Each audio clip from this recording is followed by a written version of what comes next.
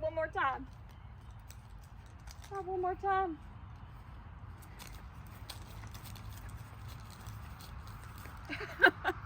Oh, hey, it's Miss Gina.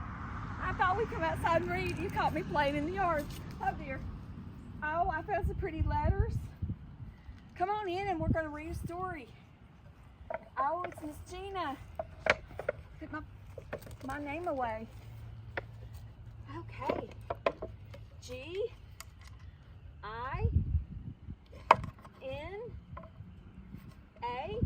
How's Gina? And Gina fell over. Poor Gina. Oh, it's Topiary dog. Topi. You've been so good, Topi. Good boy. Good boy. It's time for story time, Topi. Oh, I don't think you can do that, Topi. Maybe next time. So, we have The Giver. And we're on chapter 3. And you're here with Miss Gina. Hi, I'm Miss Gina. I'm so glad you're here. You're at Gina's Planet. And we've been reading The Giver by Lois Lowry. And we're on chapter 3. And we have a bookmark. And is our sight word. And we're going to read it. Topi. Topi. And. We'll put that right there. So. Oh, look, Lily. Squealed. Lily. Rewind. Chapter 3. Oh, look, Lily squealed in delight. Isn't he cute? He is cute, isn't he? Look how tiny he is. And he has funny eyes like yours, Jonas. Jonas glared at her. He didn't like it that she had mentioned his eyes. He waited for his father to chastise Lily, but father was busy unstrapping and carrying from the back of his bicycle, the basket from the back of his bicycle. Jonas walked over to look. It was the first thing Jonas noticed as he looked at the new child peering up curiously from the basket. The pale eyes. Almost every citizen in the community had dark eyes. His parents did, and Lily did, and so did all of his group members and friends.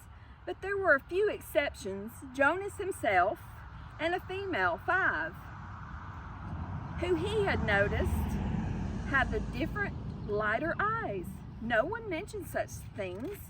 It was not a rule, but it was considered rude to call attention to things that were unsettling or different about individuals. Do you hear the birds? Oh, they're singing. Lily, he decided, would have to learn that soon, or she would be called in for chastisement because of her insensitive chatter. Father put his back, not his back, B-I-K-E, not B-A-C-K, his bike into its port. Then he picked up the basket and carried it into the house. Lily followed behind, but she glanced back over her shoulder at Jonas and teased, "Maybe he has the same birth mother as you." Jonas shrugged.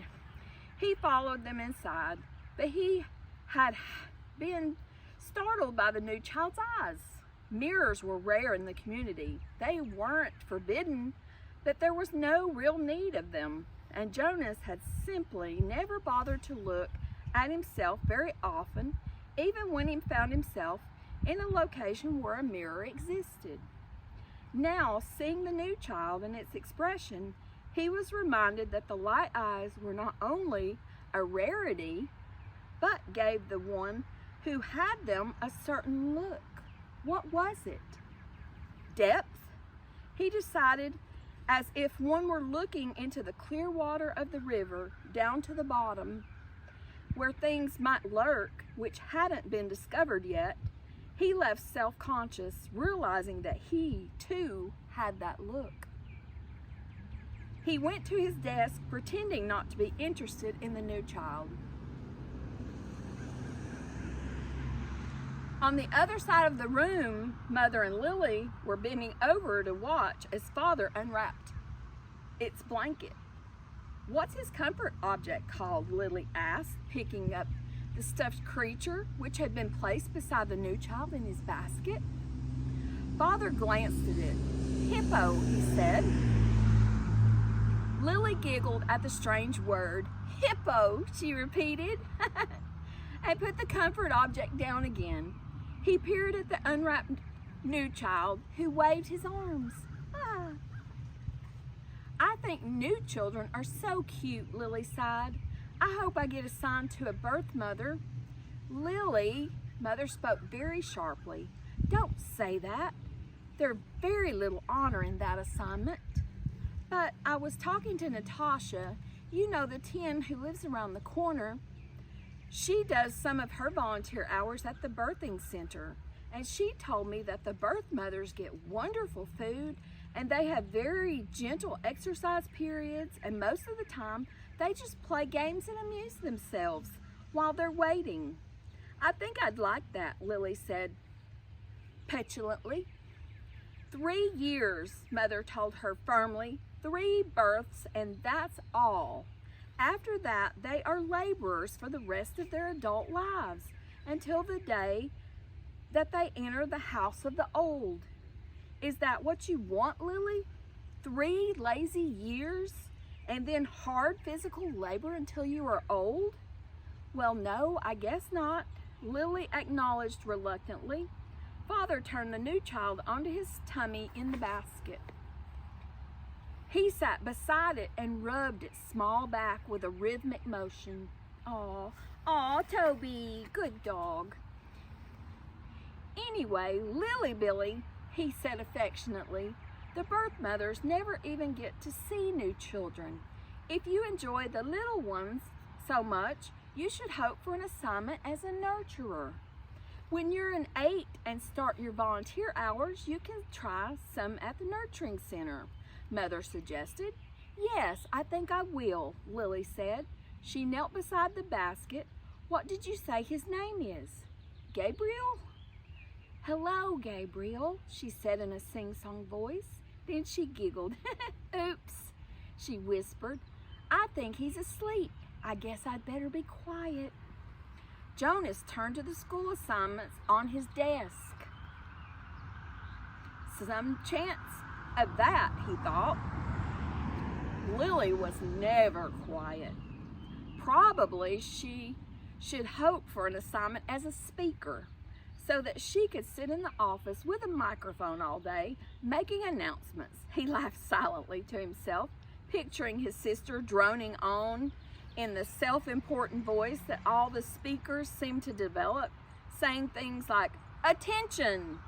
This is a reminder to females under 9 that hair ribbons are to be neatly tied at all times." He turned toward Lily and noticed to his satisfaction that her ribbons were, as usual, undone and dangling. There would be an announcement like that quite soon, he felt certain, and it would be directed mainly at Lily, though her name, of course, would not be mentioned. Everyone would know. Everyone had known. He remembered with humiliation that the announcement, "Attention! This is a reminder to male 11s that objects are not to be removed from the recreation area and that snacks are to be eaten, not hoarded," had been specifically directed at him. The day last month that he had taken an apple home. No one had mentioned it, not even his parents, because the public announcement had been sufficient to produce the appropriate remorse. He had, of course, disposed of the apple and made his apology to the recreation director the next morning before school. Jonas thought again about the incident. He was still bewildered by it, not by the announcement or the necessary apology. Those were standard procedures, and he had deserved them, but by the incident itself. He probably should have brought up his feelings of bewilderment that very evening when the family unit had shared their feelings of the day. But he had not been able to sort out and put words to the source of his confusion, so he had let it pass. It had happened during the recreation period when he had been playing with Asher. Jonas had casually picked up, 3 more pages, an apple from the basket where the snacks were kept and had thrown it to his friend. Asher had thrown it back, and they had begun a simple game of catch. There had been nothing special about it. It was an activity that he had performed countless times. Throw, catch, throw, catch. It was effortless for Jonas and even boring. Excuse me. Though Asher enjoyed it, and playing catch was a required activity for Asher because it would improve his hand-eye coordination, which was not up to standards. But suddenly Jonas had noticed, following the path of the apple through the air with his eyes, that the piece of fruit had, well, this was the part he couldn't adequately understand. The apple had changed. Just for an instant, it had changed in mid-air, he remembered. Then it was in his hand, and he looked at it carefully, but it was the same apple, unchanged, the same size and shape, a perfect sphere, the same nondescript shade, about the same shade as his own tunic. There was absolutely nothing remarkable about that apple. He had tossed it back and forth between his hands a few times, then thrown it again to Asher, and again in the air. For an instant only, it had changed. It had happened 4 times. Jonas had blinked, looked around, and then tested his eyesight. And squinting at the small print on the identification badge attached to his tunic, he read his name quite clearly. He could also clearly see Asher at the other end of the throwing area, and he had had no problem catching the apple. Jonas had been completely mystified. "Ash?" he had called. "Does anything seem strange to you about the apple?" "Yes," Asher called back, laughing. "It jumps out of my hand onto the ground." Asher had just dropped it once again, so Jonas laughed too, and with his laughter tried to ignore his uneasy conviction that something had happened.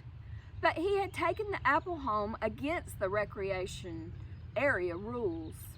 That evening, before his parents and Lily arrived at the dwelling, he had held it in his hands and looked at it carefully. It was slightly bruised now because Asher had dropped it several times. But there was nothing at all unusual about the apple. He had held a magnifying glass to it and then rolled it around and around on his desktop, waiting for the thing to happen again. But it hadn't. The only thing that happened was the announcement later that evening over the speaker, the announcement that had singled him out without using his name, that had caused both of his parents to glance meaningfully at his desk where the apple still lay. Now, sitting at his desk, staring at his schoolwork, as his family hovered over the new child in its basket, he shook his head, trying to forget the odd incident. He forced himself to arrange his papers and try to study a little before the evening meal. The new child, Gabriel, stirred and whimpered, and Father spoke softly to Lily, explaining the feeding procedure. As he opened the container that held the formula and equipment, the evening proceeded as all evenings did in the family unit, in the dwelling, in the community, quiet, reflective, a time for renewal and preparation for the day to come.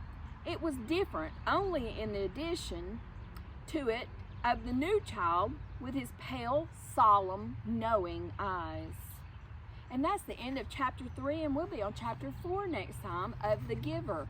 And it is a Newbery Award winner. And I want you to remember to read more in 2024, and remember to grow your brain.